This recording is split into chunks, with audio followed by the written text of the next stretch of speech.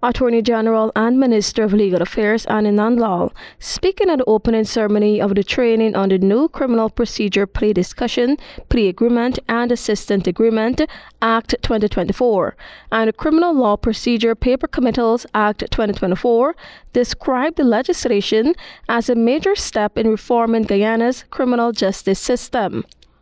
Addressing judicial workers, Anand Lal emphasized that familiarizing key stakeholders with these new laws places Guyana at the forefront of implementing CARICOM's vision for a more effective justice system. It was resolved at that symposium that every member state must do a deep introspection of their individual criminal justice system and make reforms.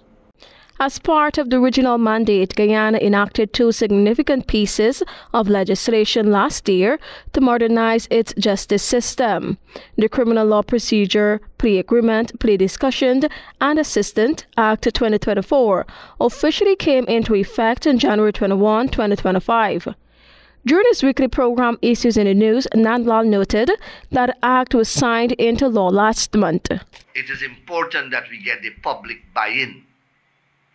And that is why in the plea bargaining legislation, among other provisions, the legislation guarantees the right of an accused person to have legal representation during plea discussions. It also mandates that prosecutors inform victims of their right to provide impact statements, while imposing limits on what can be included in those statements.